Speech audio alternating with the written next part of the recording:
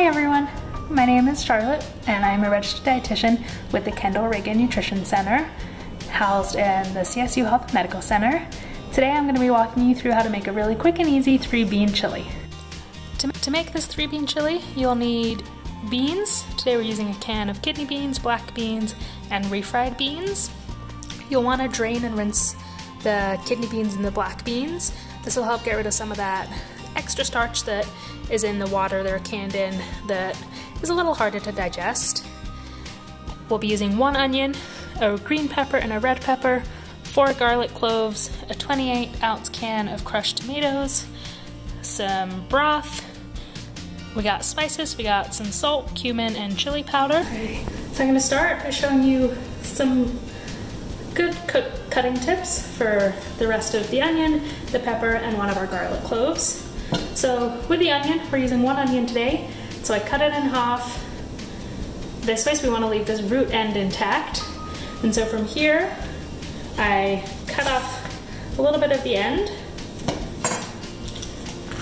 and then we peel away the brown layers on the outside.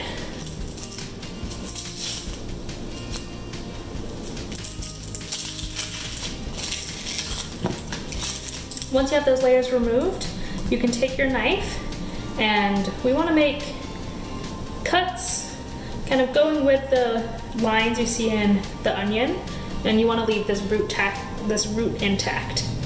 And so you want to cut through all the way to the cutting board and make a few lines going down. Make sure you keep your fingers out of the way. And once you have lines all the way, you can turn it around.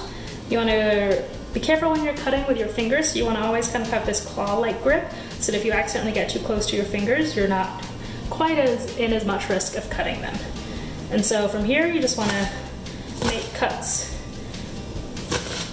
down this way until you get a nice diced onion. So for cutting peppers, I have already halved this one, and so from here, you just want to remove this core with the seeds and this white pith. And so I usually just take a little cut around the green stem. You want to be careful not to cut too much towards yourself so you don't cut yourself. And then with your fingers or with your knife, you can rip out the rest of this pith.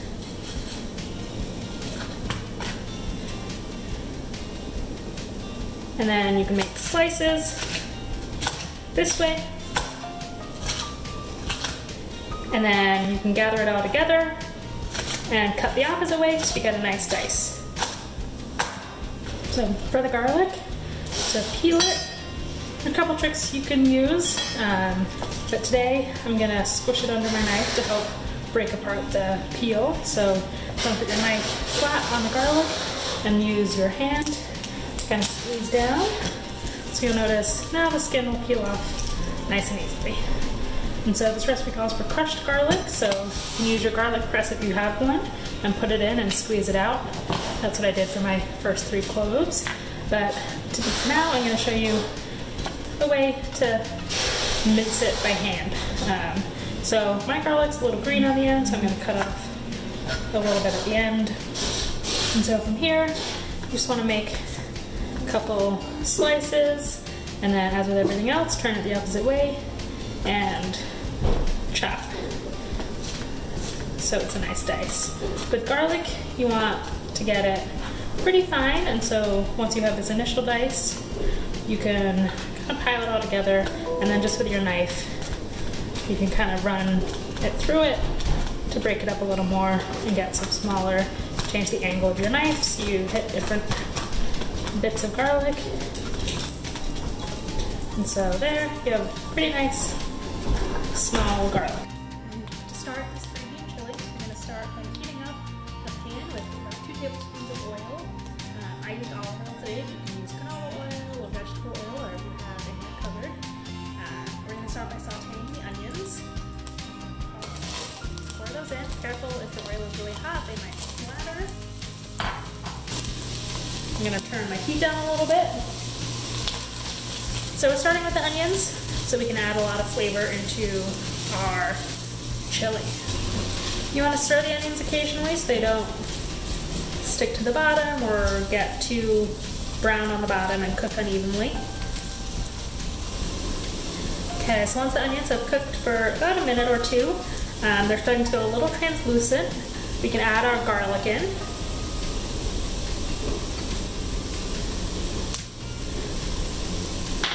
You want to cook the garlic for about 30 seconds to a minute.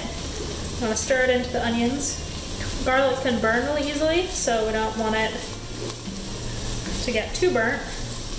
We just want to get that really nice garlic flavor. So once you can start to smell the aroma of the garlic, you can add the peppers in.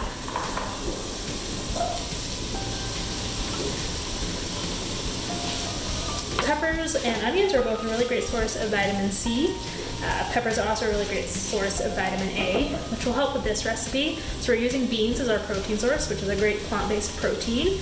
Beans have some iron in them, but iron in plant foods isn't as easily digested and absorbed by our body as the iron we find in meat.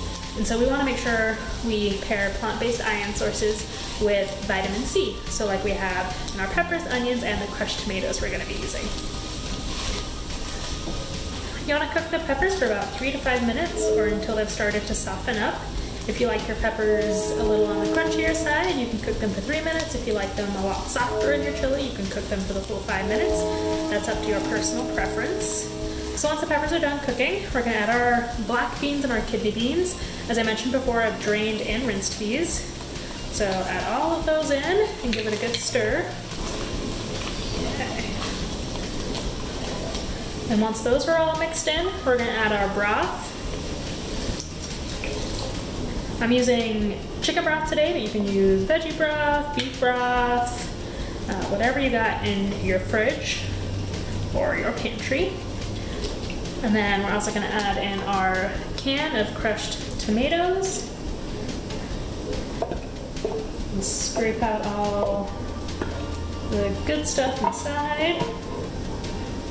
And we're going to add our spices. So in here I have a teaspoon of salt, a tablespoon of cumin, and 2 tablespoons of chili powder. You can use more or less depending on your spice tolerance. You can also chop up a diced jalapeno if you have that in your cupboard or in your fridge, and add a little more spice if you like more spice, or you can use that instead of the chili powder. It's not going to add quite as much spice. Jalapenos tend to not be as spicy. So mix that all up and let it simmer for a few minutes before we add the refried beans.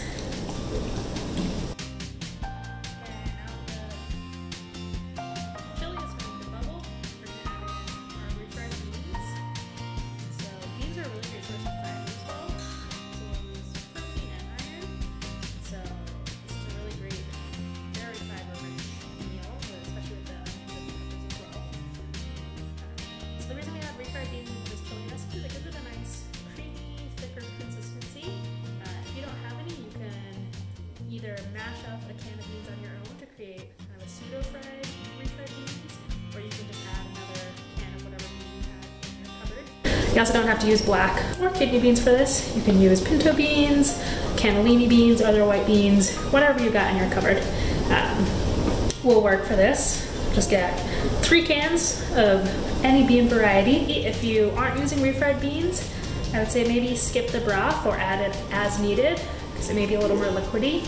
Need that extra broth to thin out the refried beans that we add.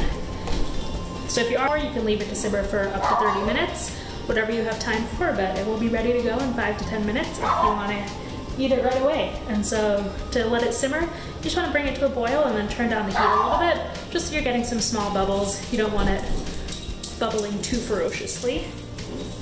Here you have it, a quick and easy 3-bean chili. Garnish it with whatever you have in your kitchen, so some cilantro, a little bit of cheese, some sour cream, whatever you like to put on your chili. And if you want to make it vegan, make sure you pick a vegetarian refried beans and make sure you use vegetable stock. But other than that, enjoy. If you would like more recipes, visit our website, nutritioncenter.colostate.edu.